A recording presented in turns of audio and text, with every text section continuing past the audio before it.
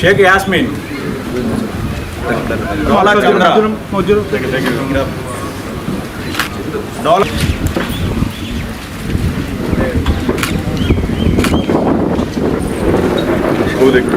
తీసేసారు. పెన్షన్ వస్తుందా పెట్టుకోవాలి.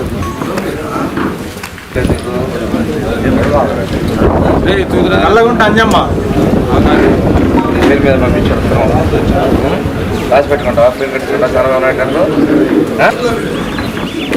రైతుల బైకులో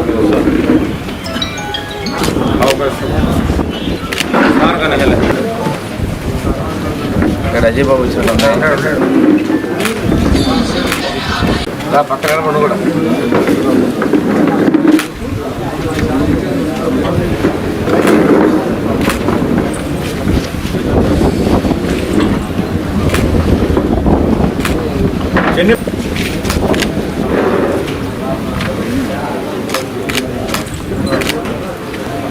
మా చూడమ్మా మా చూడు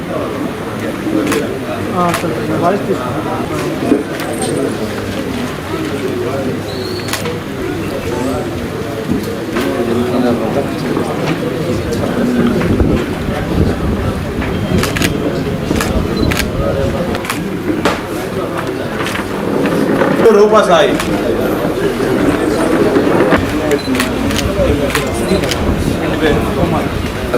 కాంపుకొట్టి డబ్బులు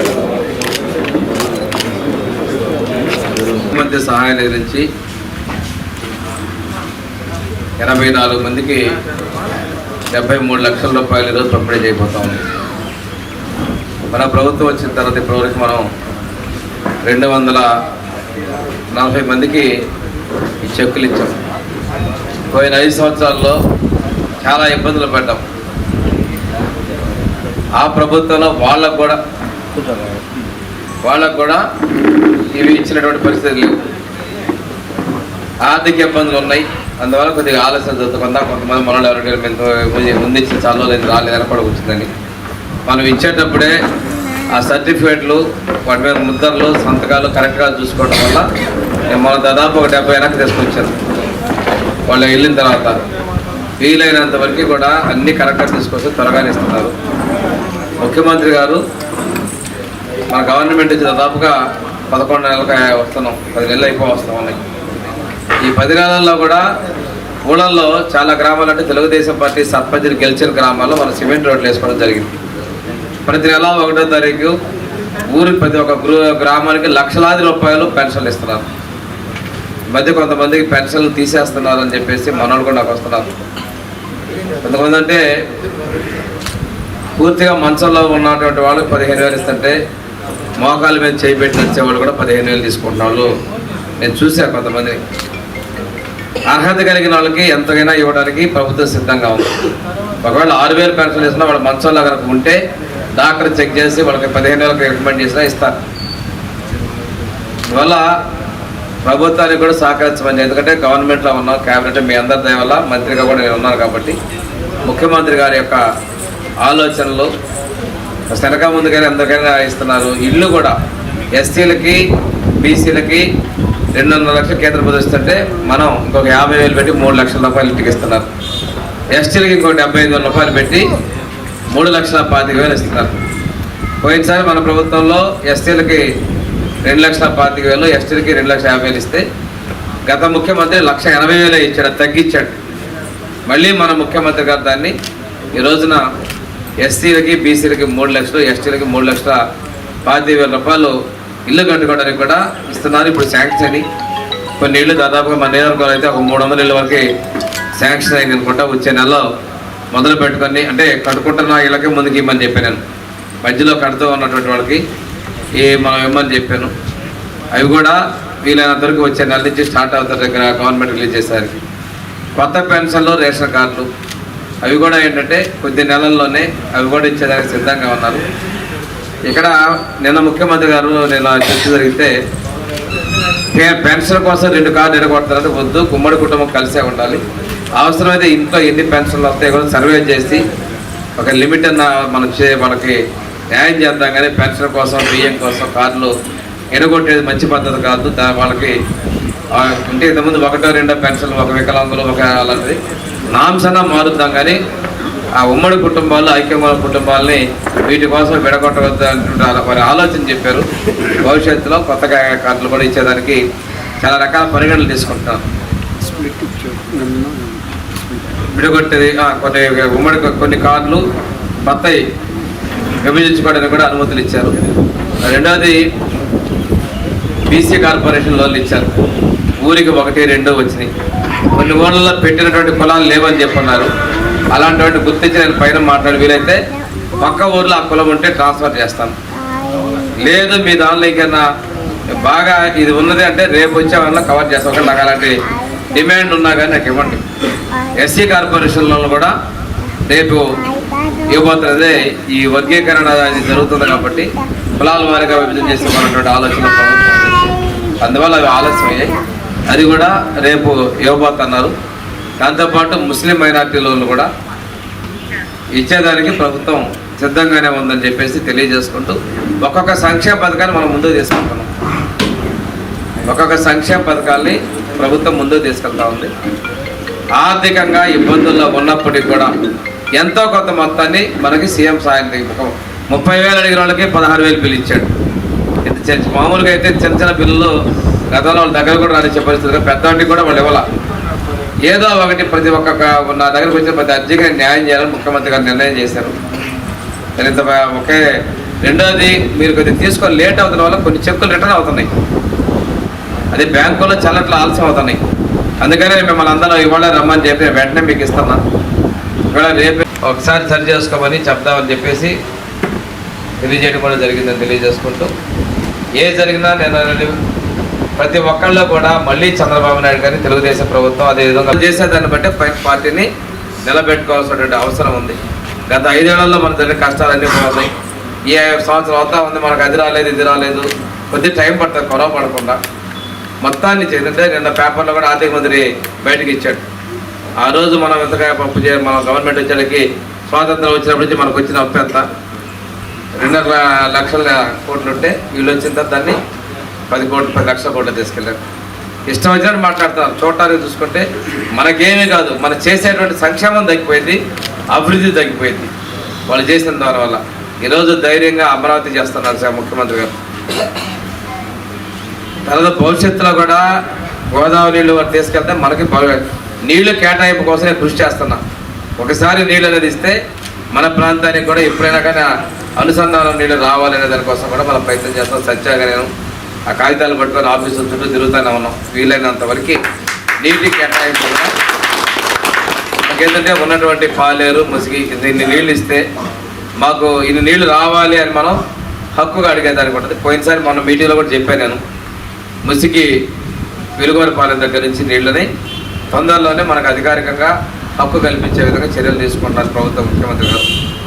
దీంతో పాటు మనకి చెప్పినటువంటి పథకాలు కూడా ముందుకెళ్తున్నారు వరుసగా. ఈరోజు తల్లికి 100 రేపు మే నెలలోనే ఇస్తున్నారు. ఎంతమంది పిల్లలు ఉంటే అంతమందికి 15,000 ఇస్తారు. ఆయన ఇద్దరికి 30,000 ఇస్తారని ఒకళ్ళ 13,000 ఇచ్చాడు. వాళ్ళు ఏది ఎందుకు లేదు అడుగుతున్నారు, కానీ మనం ఇస్తున్నాం. ఈ సంవత్సరంలోనే ఇస్తున్నాం. మనం మళ్ళీ కొత్తగా స్కూల్ మొదలైన లోపలే మనం డబ్బులు ఇస్తున్నాం. నిన్ననే ఇవాళ పేపర్లు రాస్తుంటారు. విద్యా సంవత్సరం అంటే మార్చి 1 లోపల, మే 1 లోపలనే విద్యా సంవత్సరం అంటున్నారు. జూన్ 1 లోపల మనం ఇస్తున్నాం. ఈ సంవత్సరం డబ్బులే ఇస్తున్నాం. మళ్ళీ పరీక్ష అయిపోయింది, ఇంకో డబ్బులు ఇస్తాం. ఆ విధంగా అది ఇస్తున్నారు. దీపం డబ్బులు కూడా ఇస్తున్నారు. దీపం ఎవరికైనా డబ్బులు సబ్సిడీ రాకపోతే మీరు కూడా అడగాలి. నాయకులు ఎవరికి వస్తున్నాయో అలా తెలుసుకొని, రాకపోతే ఎందుకు రాలేదో మనం ప్రయత్నం చేసి ఇప్పిద్దామని కూడా నేను చెప్తాను. పెన్షన్ ఇస్తున్నారు, దీపం ఇస్తున్నారు, అదేవిధంగా రేపు తల్లికి వందనం ఇస్తున్నారు, ఒక్కొక్క మనం చెప్పినట్టు స్కీమ్స్ ఇస్తున్నారు. ఇంటికి కూడా అడగకుండా బీసీలకి 50,000 అదనంగా ఇచ్చి 3 లక్షల రూపాయలు బీసీలు ఇంటికి కూడా ఇస్తున్నారు. సబ్సిడీ లోన్లు ఇస్తున్నారు ఇది. అదేవిధంగా డ్వాక్రా మహిళల ద్వారా మేత పెంచి ఎండాకాలం అయినా కానీ మేత వాళ్ళ ద్వారా రైతులు సప్లై చేసేదానికి కూడా ప్రభుత్వం చర్యలు తీసుకుంటుంది. ఎందుకంటే వాళ్ళకి ఇచ్చి కౌలుకి వాళ్ళ డ్వాక్రా సంఘాల ద్వారా పెంచితే సబ్సిడీ రాయితీలు ఇచ్చి రైతులకు మేత ఇవ్వడం కోసం, అంటే పాడి పరిశ్రమను బాగు చేయాలి, రైతులు బాగుండాలి, ప్రజలు బాగుండాలి అనేటువంటి అభివృద్ధి ముఖ్యమంత్రి గారు ఆలోచనలో ఉన్నారు. ఈరోజు కష్టాలు వచ్చినాయి, హాస్పిటల్ అయ్యాం, మీకు ఇచ్చిన దానిలో ఎంతో కొంతగా మన ముఖ్యమంత్రి గారు ప్రభుత్వ పరంగా మీకు సహకరించినందుకు ముఖ్యమంత్రి గారికి మనందరూ కూడా ధన్యవాదాలు తెలియజేస్తాం. పడ్డాయి ఉన్నాయి, 60,000 పడ్డాయి ఉన్నాయి. వీటన్నిటికీ కూడా డబ్బులు వస్తాయి. తర్వాత కొన్ని శాంక్షన్ కాకుండా మనం కట్టుకున్నారు, వాటికి రావు. కాదే మనం కట్టుకున్నటువంటి వాళ్ళు ఆపారు ఆ గవర్నమెంట్.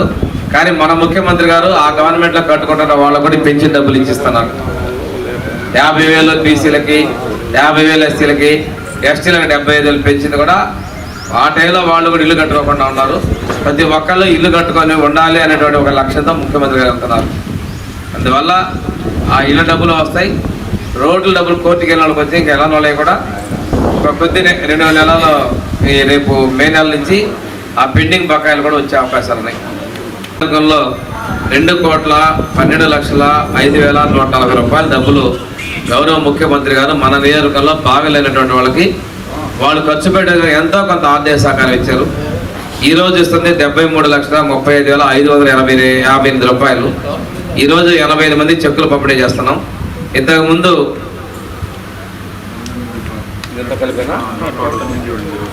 మొత్తం 218 మందికి ఇచ్చడం జరిగింది.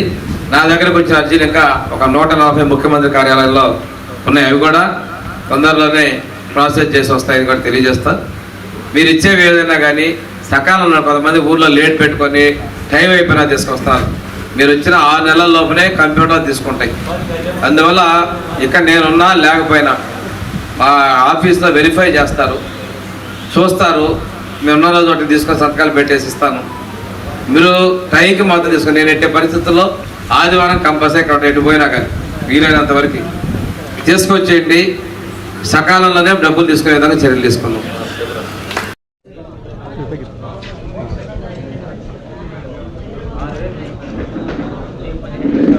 ఆర్థిక ఇబ్బందుల్లో ఉన్నప్పటికీ గత ప్రభుత్వాలు చేసిన అప్పులు పూడ్చుకుంటూ అభివృద్ధిని, సంక్షేమాన్ని అందిస్తూ ముఖ్యమంత్రి గారు ముందుకు పోతా ఉన్నారు. ప్రజల యొక్క ఆరోగ్యం కోసం ఆసుపత్రుల్లో వాళ్ళకైన ఖర్చుని మా ద్వారా ముఖ్యమంత్రి యొక్క సహాయ నిధికి తీసుకెళ్తే వారు మానవతతో స్పందించి ఆర్థికంగా ఆ కుటుంబాలకు చేయూతనిస్తూ ఉన్నారు. ఈరోజు కొండేపు నియోజకవర్గంలో 84 మందికి 73,35,558 రూపాయలు పంపిణీ చేయడం జరిగింది. ప్రభుత్వం వచ్చినటువంటి ఈ 10 నెలల్లో మొత్తం 218 మందికి 2,18,05,000 రూపాయలని ఈ ముఖ్యమంత్రి సహాయ నిధి ద్వారా మా నియోజకవర్గంలోని ప్రజలకి పంపిణీ చేయడం జరిగింది. ఇంత మొత్తంలో పేదలకి ఆర్థికంగా అండగా ఉన్నటువంటి మన ముఖ్యమంత్రి గారికి మనస్ఫూర్తిగా ధన్యవాదాలు తెలియజేసుకుంటూ ఈ రోజున పేదల కోసం, మధ్యతరగతి కుటుంబాల కోసం కూడాను 2.5 లక్షల రూపాయలు ఇన్సూరెన్స్ ఇస్తూ పేదలు తెల్లకార్డు కలిగినటువంటి వాళ్ళకు మాత్రం 25 లక్షల రూపాయలు ఎన్టీఆర్ వైద్య సేవ ద్వారా వైద్యం చేయాలనేటువంటి సంకల్పంతో మన ముఖ్యమంత్రి గారు ఉన్నారు. ఆసుపత్రులను బలోపేతం చేయటం, ఆసుపత్రుల్లో సేవలు పేదలకు అందే విధంగా కూడా పటిష్టమైన చర్యలు తీసుకోవడానికి మా ప్రభుత్వం సిద్ధంగా ఉందని తెలియజేసుకుంటూ మరొకసారి పేదల యొక్క ఆర్థిక స్థితిని మెరుగుపరిచేదానికి, ప్రతి కుటుంబంలో సాధికారం సాధించేదానికి మా ప్రభుత్వం కట్టుబడిందని తెలియజేస్తున్నాను. నమస్కారం అండి, నా పేరు తరగల శ్రీను, మా సింగరాయకొండ మండలం. సార్, మా అబ్బాయికి ADHD, మైండ్ తక్కువ, డెంగ్యూ జ్వరం వచ్చింది. ఒంగోలు మానస హాస్పిటల్లో జాయిన్ చేసామండి. మేము సీఎం రిలీఫ్కి 60,000 చెక్ పెట్టుకున్నాము, బిల్స్ పెట్టుకున్నాము. మాకు స్వామి బాలాజీ డోరా ఆంజనేయ గారు మంత్రి గారు మాకు చెక్ సాయం చేశారు. చేసినందుకు మేమెంతా సంతోషంగా ఉన్నామండి. మా అబ్బాయికి కూడా ఇదివరకు గవర్నమెంట్లో టీడీపీ గవర్నమెంట్లోనే ఇలాగే రెయిన్బో హాస్పిటల్లో బాగలేకపోతే ఇలాగే ఒక చెక్ వచ్చింది. మళ్ళీ ఇప్పుడు మేము పెట్టుకుంటే ఒక చెక్ వచ్చిందండి. ఈ చెక్ ఇచ్చినందుకు చంద్రబాబు నాయుడుకి ధన్యవాదాలు. నా పేరు రాధా, మాది శానంపూడి. మేము ఇప్పటికప్పుడు పొలం పనులు చేసుకొని బ్రతికేటోళ్ళము. నాకు కడుపులో ప్రాబ్లం ఉంటే మేము ఆర్థిక చూపించుకున్నాము. మాకు సార్ గారు సాయం చేశారు. చంద్రబాబు నాయుడు సార్ గారి దగ్గరకు పంపించి మాకు ఆర్థిక సాయం చేశారు. చంద్రబాబు నాయుడు సార్ గారికి ధన్యవాదాలు.